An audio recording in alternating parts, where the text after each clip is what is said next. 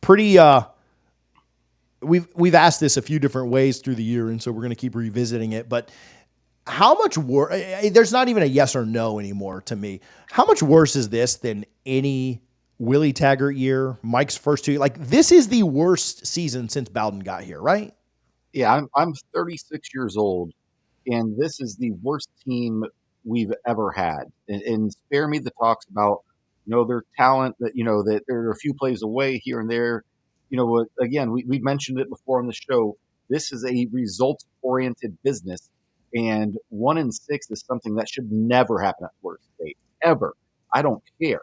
The way you're losing games is just embarrassing. And coming off of 13-0, 13-1, if you want to call it season, it's just extremely hard to process that. There's a really good chance Florida State sets a record for the biggest win differential from one season to another, back to back. It's crazy to me. Willie Taggart never had a team this bad.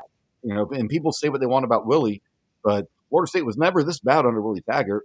We've never lost to Duke until Friday, and that's where we are as a program right now. I don't know what you sell on the recruiting trail. I mean, I guess you're trying to get desperate and get maybe a low 4-star, say, hey, we can get you on the field early next year. That's all you have to sell, because people have short memories, especially recruits. Kirby, when he got to Georgia, he did a really good job his first year, but then he just started cleaning up because he showed results early on. And if you couldn't land a top 7 class after going 13-1 last year, you're certainly not going to have a top 25 class after going 2-10, most likely this year, maybe 3-9. We'll see. But again, I'm 36 years old, and this is the worst team of my entire life, and that's something to say. It really is. Bobby Bowden and Florida State went 5-7 in. I'm sorry, 5-6 his first season. They beat number 13 Boston College. They lost to number 12 Florida by a touchdown. They lost to Miami pretty bad. They lost to number 4 Oklahoma by 2 scores. And then they went out and beat Southern Miss. They beat Virginia Tech. They lost to Clemson close, 3 points. They were competitive in Bobby's first year. And I know it's Bobby, right? Like I'm not comparing anybody to Bobby at all. But Bobby's worst year, his 5-6 year, taking over a program that had won 3 years the year before in 75, and then 1 game in 74 under, who was it? Mudra back then. This is by far and away, it's not only the worst year in my life, like it's the worst year. My parents are a little younger. It's the worst year of my parents' life. Like this year is, remarkably bad. And like you said, the Willie years were a cluster. They were a dumpster fire. But you remember even the Willie year, like remember we were in it with Miami? Like if not for the double pass call, like we were in that game. Like that wasn't like, and I know Miami wasn't amazing, but in 2018 you were in it with Miami. If Francois sees red wine coming off the corner, Florida State wins that game. When that sack fumble happened, the game was over. But yeah, and to your point, if that double pass, which was a legal play as far as I'm concerned, yeah, you were in it with Miami. Now you're sitting here opened at 19.5, and we'll talk about it Wednesday. Now you're up to 21-point dogs against Miami. I'll get right back to chatting with Richie, but make sure that you guys are supporting our friends over at the National Mango Board. We appreciate them for all of their support, all that they do for not only us, also Florida State Athletics. Again, we're not asking to sign up for anything. You don't have to give them your contact information. You don't have to go out and enter a code somewhere. Just grab a couple of mangoes the next time you're at your local grocer. Tag them in it on social media. That'd be great for our show, but you don't even have to do that. Make sure that you're supporting. Make sure you're grabbing a couple of mangoes. I talk with you guys all the time. I know that you are, and I appreciate you for that. I appreciate the Mango Board for their support of our channel and Florida State Athletics as well. Yeah, it is so, like, they're just so inept, and like I said, we pull out some positives here or there, but it's really hard to understand how it could go from, like, I made the comparison the other day. Remember when the Rays were last place and then they went to the World Series the next year, and Leicester City came up from into the Premier League and they won the title, like literal worst to first situations. I don't know how you go from first to worst. No. And yeah, were they first in college football? No, that's not my point. First in the ACC, whatever. Like literally do the complete opposite and go so far backwards that it's not even funny. And yeah, I mean, we'll talk about that. Well, but like, how do you have your worst season ever and sell that to donors? How do you sell that to recruits? How do you sell that to staff members? Like people are like, oh, Mike's got to make changes. Mike's got to make changes. And this is why I'm a little bit doubtful that it'll ever turn around and work. But how do you sell to a staff member? Hey man, like I'll be here for a while. Like we got this thing going in the right direction. Like last year, I think you could have hired anybody you wanted within reason, right? Like you weren't hiring Kirby Smart to come coach defense, but you could have hired essentially anyone you wanted. And this year, like, if you're a coach, now, if you're the UNLV OC, like, yeah, this is a step up. You make the offense look good. Even if Mike gets fired, you go get another good job somewhere else. How do you convince other coaches to come play for you or coach for you? How do you convince other players to come play for you? We already talked about the recruiting class, not in depth or anything.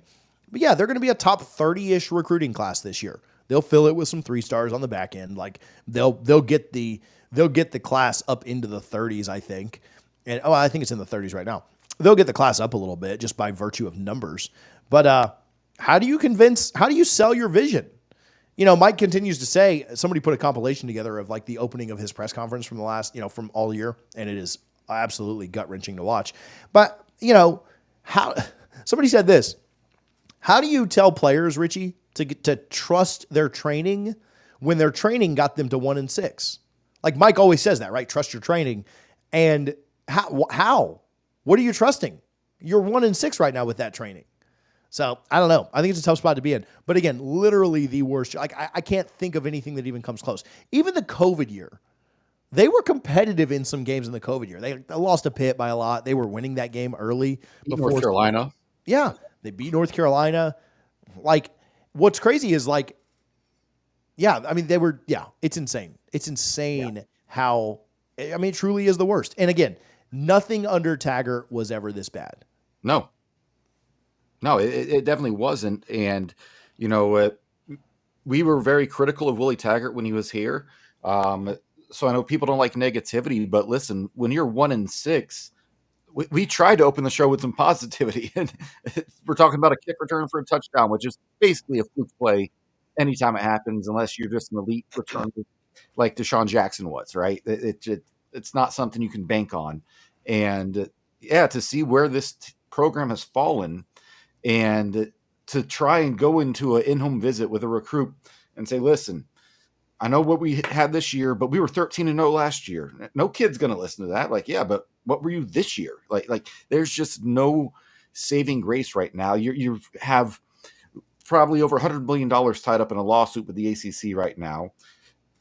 Battle's End is going to start bleeding donations. The boosters, they're pretty steady for the most part, but if this keeps going on and into next year, those donations are going to start falling back. It's just a really bad place to be in a program. I don't think Florida State's ever been in this bad of a spot as a program, again, since I've been alive. And it's not just one season. It's, going back to last year, cool, you were 13-0. The snub happened. Well, that was usually against on the recruiting trail. And I didn't think it would make that big of a difference because, okay, it's a 12-team playoff. Florida State, they have a pretty good chance of making the playoff this year. They're not even going to go to a bowl game, and they might be a 2-win team again with a chance at 3. And you're likely going to lose to every big team you played, Clemson, Miami, Notre Dame, and Florida. I don't see Florida State winning any of those games. They've already lost 2 of them, or one of them, but the next one's coming on Saturday, unfortunately. I'm pissed off that it's a 7:30 game because I wish it was at noon so I could just get it over with and get on with my day. But yeah, I've never seen anything like this as a Florida State fan. I have seen it with the basketball team, but not with the football team. What's crazy is Florida with the most difficult schedule in the country and who I thought was the worst coach in the country, the guy that had the best odds. Billy Napier started the year with the best odds in college football to get fired. Remember that? I did videos on it. Like we talked about it. We laughed at him. We made videos trolling them about it. And had the toughest schedule in the country. Now, schedules change. Teams aren't as good as you thought they would be. Teams are better than you thought they'd be, whatever. Florida State didn't even have like a top 30 schedule difficulty, and Florida's going to have more wins. Like, that's wild. Florida has Florida's already at 4. They're going to have to get an upset and beat Florida State, but Florida may actually go bowling this year. Yeah, that is insane. Did I say this on Wednesday? I can't remember if I said it or not, but it is kind of funny, and then we'll wrap this segment up, and we have one more, and we'll get out of here. Florida, like, you remember, like, in week 2, they hired Lane Kiffin? Like, I was scrolling through my after they lost to A&M, they hired Lane Kiffin. And I was scrolling through my pictures looking for something else. And I saw a flight tracker back in like week 2 or 3 where they were flight tracking a flight from, where is that? Not Starkville, but Oxford to Gainesville. And they were like, oh, see, here it is. Like, this is it. Like, it was already flight tracker season in week 2. It would make me so happy if they beat Ole Miss so that they, like, that's the guy that ends up saying, like they beat Lane Kiffin to, now I'm never going to cheer for UF, but they beat Lane Kiffin to get their 5th win, and then they beat us the next week, obviously. And that's what saves Billy's job after the fan base already hired him, like, earlier in the year. These are the small victories I guess I have to root for, is at least they keep their bad coach.